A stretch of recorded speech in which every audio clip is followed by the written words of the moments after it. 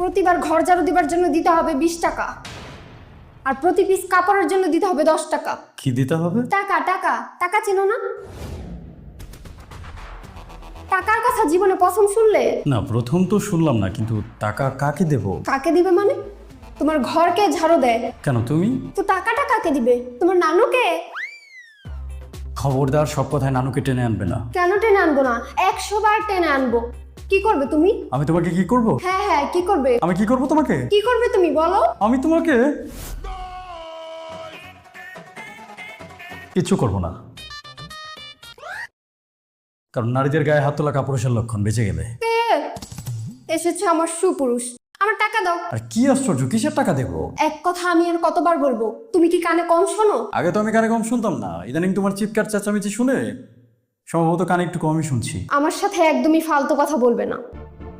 আমার টাকা দাও, তা না হলে তোমার বাসার সমস্ত কাজ ফেলে আমি চলে যাব। তুমি কোথায় যাবে? আমি কোথায় যাব সেটা কি তোমাকে বলে যেতে হবে? একদম কাজের লোক পেয়ে বসেছো আমাকে, তাই না? সব কাজ ফ্রি ফ্রি করে দেই তো, এর জন্য আমার মাথায় উঠে বসেছো। নিজেকে দেখেছো? তোমার মাথায় আমি কখন উঠলাম? আমি তোমার মাথায় উঠলে তোমার ঘাড় ভেঙে যাবে। তুমি কিন্তু এখন ঝাড়ুর বাড়ি খাবে। আর না, ঠিক আছে, আমি যাচ্ছি। তাই যাচ্ছ কোথায়? আমার কথা শুনে যাও। ঠিক আছে, বলো, শুনছি। প্রতিবার রান্নার জন্য আমাকে দিতে হবে 100 টাকা। 100 টাকা? হ্যাঁ, শুধু রান্নার জন্য?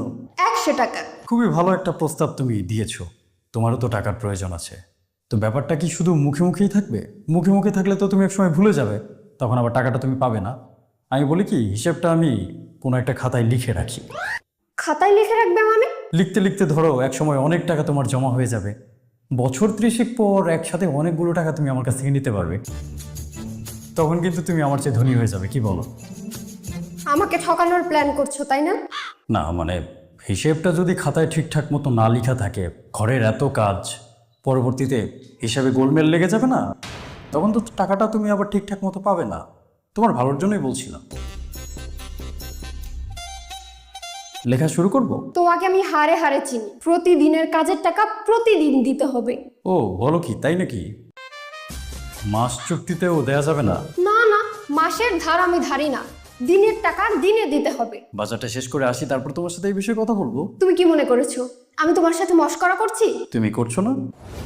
আমার শেষ কথা শুনে রাখো, তুমি যদি আমাকে আমার কাজের টাকা না দাও, আমি কিন্তু এ বাসার আর একটা কাজও করব না। আমি না বুঝতে পারছি না। আমি এতক্ষণ ভাবছিলাম তুমি আমার সাথে মজা করছো, কিন্তু এখন তো দেখছি তুমি সিরিয়াসলি আমার কাছে টাকা চাইছো।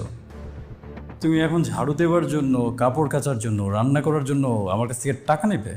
এটা কেমন কথা? এটা খুবই ভালো কথা। এরকম আরো কত শত কাজ পড়ে আছে যেগুলোর হিসাব আমার তোমার সাথে করতে হবে।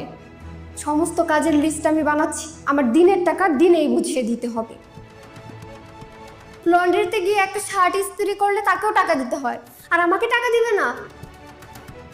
একটা করে পরোটা বাইরে গিয়ে কয় টাকা করে কিনা খাও, আর আমি যে বানিয়ে দেই আমাকে কয় টাকা দাও? তুমি বাইরের মানুষের সাথে নিজের তুলনা করছো কেন? বাইরের মানুষ তো টাকা নেবেই, কারণ সে টাকা নিয়ে তার নিজের সংসার টাকা চালাবে। আমিও তো একটা কোম্পানিতে জব করি, সেখান থেকে আমি স্যালারি কেন নিই? যাতে আমার সংসারটা আমি ঠিকঠাক মতো চালাতে পারি। প্রত্যেকটা মানুষই উপার্জন করে তার সংসারের জন্য। এখন বাইরে থেকে এত কষ্ট করে উপার্জন করে নিয়ে আসার পর সংসারের ভেতরের মানুষেরা যদি টাকা চাইতে শুরু করে, তাহলে সংসারটা চলবে কীভাবে? তোমার সংসার, তোমার সংসারে তুমি কাজ করবে, এটার জন্য যদি তোমাকে আবার আলাদা করে টাকা দিতে হয়, তাহলে তো সংসার চালানো মুশকিল হয়ে যাবে। মুশকিল হলে হবে, আমি আর তোমার কাছে ঠকতে চাই না। এই সংসারের সমস্ত কাজকর্ম তুমি নিজের হাতে করছো, তার বিনিময়ে আমি তোমাকে কোনো টাকা দিচ্ছি না। এজন্য তোমাকে ঠকানো হচ্ছে। হ্যাঁ অবশ্যই ঠকাচ্ছ, দিনের পর দিন আমাকে ঠকাচ্ছ। সমস্ত কাজ আমাকে দিয়ে ফ্রিতে করিয়ে নিচ্ছ। উপার্জনের পাশাপাশি সংসারের আরও অনেক কাজ তো আমি করি। তোমার যেমন 10টা কাজ আছে, আমারও 10টা কাজ আছে। তুমি যেমন রান্না করো, আমাকেও বাজার করতে হয়। আমি তুলনা করছি না, আমি শুধু বলছি যে কাজ তো আমিও করি। যদি এখন তোমারই সংসারে করা, তোমার কাজের বিনিময়ে তুমি টাকা চাও, তাহলে আমি যে কাজ করছি আমার কাজের টাকা আমাকে কে দেবে শুনি? তুমি শুধু তোমার হিসেবটাই জানো, আমার হিসেবটা করার প্রয়োজন বোধ করছো না। এটা কি এক ধরনের স্বার্থপরতা হয়ে গেল না? তোমার কম্পিউটার শেখার ইচ্ছা ছিল, আমি তোমাকে শেখার ব্যবস্থা করে দিয়েছি। আমি আমার সারা জীবনের সমস্ত উপার্জন দিয়ে তোমার জন্য একটা বুটিক শপ চালু করার ব্যবস্থা করছি। সেটা আমি না করলেও পারতাম। আমি জানি সংসারে তোমার অনেক কাজ, অনেক কষ্ট তোমাকে করতে হয়, কিন্তু কষ্ট তো তুমি একা করো না। সকালবেলা যখন আমাদের নাস্তা বানানোর জন্য তোমাকে ঘুম থেকে উঠতে হয়, তখন কিন্তু আমাকেও ঘুম থেকে উঠতে হয় অফিসে যাওয়ার জন্য। এমনটাও তো হচ্ছে না যে সব কাজ শুধু তুমি একাই করছো, আমি কিচ্ছু করছি না। আমরা দুজনেই দুজনের জায়গা থেকে কাজ করে যাচ্ছি। সেই হিসেবে দুজনের প্রতি দুজনের শ্রদ্ধাবোধটা তো থাকতে হবে, তাই না? আমি যেমন তোমার কাছে হুট করে আমার করা কাজের বিনিময়ে টাকা চেয়ে বসতে পারি না, তুমিও তো পারো না। টাকা দিলেই কি সব কাজ হয়ে যায়? আমি আর একসাথে এতগুলো কাজ করতে পারবো না। তুমি কি মানুষকে দিয়ে এতগুলো কাজ করাতে পারবে? আর টাকা দিয়ে করালেই কি তারা এত ভালো করে কাজ করবে? না, একদমই করবে না। তোমার মতো করে কেউ করবে না, কারণ এটা তোমার সংসার, তোমার পরিবার। তোমার মতো করে অন্য কেউ কেনই বা করতে যাবে? কিন্তু সব কিছুর পরও তুমি যদি তোমার দায়িত্ব পালনের জন্য টাকা চেয়ে বসো, এটা হবে তোমার অন্যায় আবদার। তুমি কি বলতে চাইছো বলো তো? আমাকে টাকা দেবে না তুমি? ঠিক আছে, তুমি যেহেতু এত করে বলছো, আমি তোমার করা কাজের বিনিময়ে তোমাকে পারিশ্রমিক দেব। তুমি যতটা চেয়েছো ততটাই দেব, কিন্তু তার বিনিময়ে এখন থেকে তোমার নিজের ভরণ পোষণ তোমার নিজেকেই করতে হবে। কি করতে হবে? বুঝতে পারছো না? তোমার খরচগুলো তোমার নিজেরই চালাতে হবে। মানে কি? কেন বুঝতে পারছো না? আমরা যে বাসাটাতে থাকি, বাসার ভাড়া কত? 18,000। এখন থেকে এই 18,000 টাকা বাসা ভাড়া, 9,000 টাকা তুমি দেবে আর 9,000 টাকা আমি দেবো। আর আমাদের বাজার খরচ প্রতি মাসে কত টাকা আসে? ধরো আনুমানিক 15,000 টাকা। ওখান থেকে 7,500 তোমার, 7,500 আমার।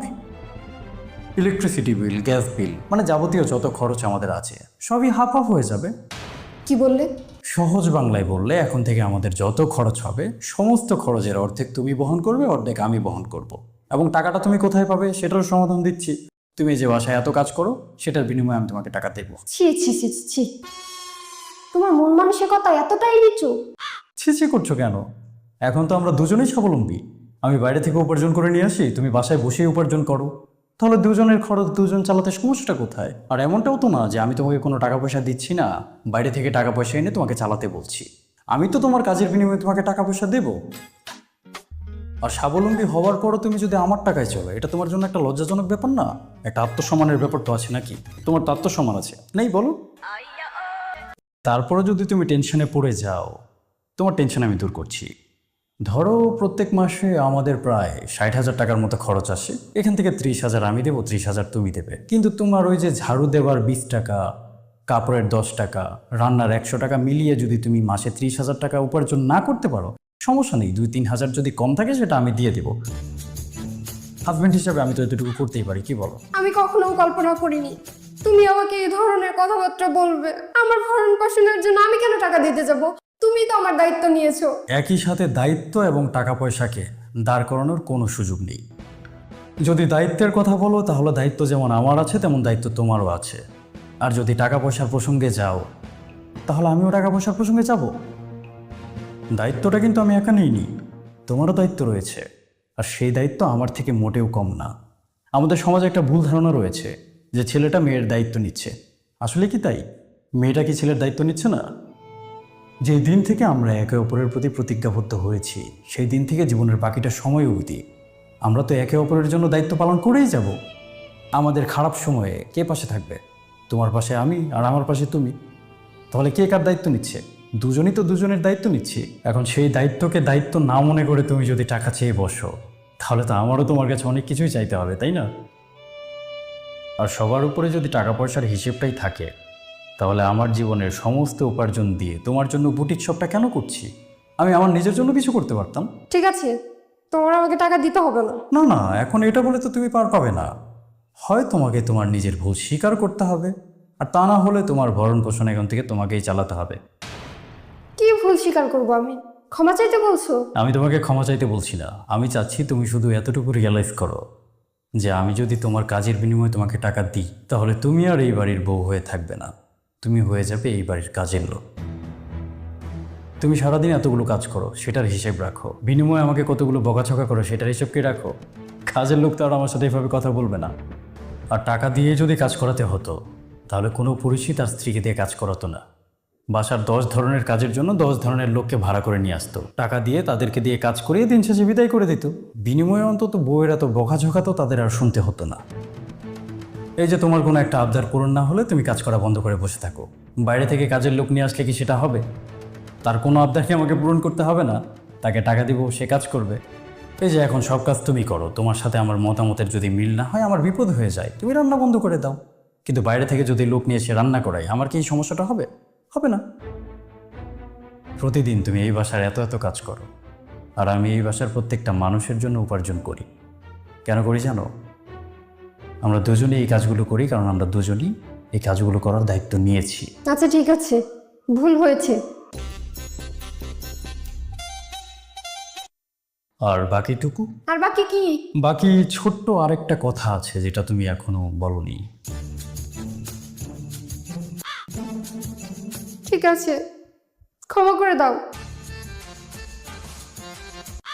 আর এসব বলবো না। আর না না ঠিক আছে, ক্ষমা চাইতে হবে না। নিজেই চাইতে বললা, আবার বলছে চাইতে হবে না। তোমার যদি এমনি কোনো প্রয়োজনে টাকার দরকার হয়, তুমি তো আমাকে সরাসরি বললেও পারতে। এমনি এমনি চাইলেও তো আমি তোমাকে টাকা দিতাম, তাই না? ঘর ঝাড়ু আর কাপড় ধোয়ার হিসাব তো আর করতে হতো না। টাকা লাগবে? হ্যাঁ লাগবে। কি করবা টাকা দিয়ে? আমার বান্ধবী খুব বিপদে পড়েছে, ওকে কিছু টাকা দিতে হবে। সেটা তো আমাকে সরাসরি বললেও পারতে। কত টাকা লাগবে? একটু পরে আমি তোমার বান্ধবীকে পাঠিয়ে দিব, ওকে বলে দাও। আচ্ছা ঠিক আছে। আর কখনো এরকম উল্টাপাল্টা কথা বলবে? না না, আর কখনো বলবো না। এই যে কানে ধরেছি। কানে ধরলে কিন্তু তোমাকে সুন্দরই লাগে। তুমি সারাদিন এভাবে কানে ধরে থাকতে পারো না? যা তো তুমি।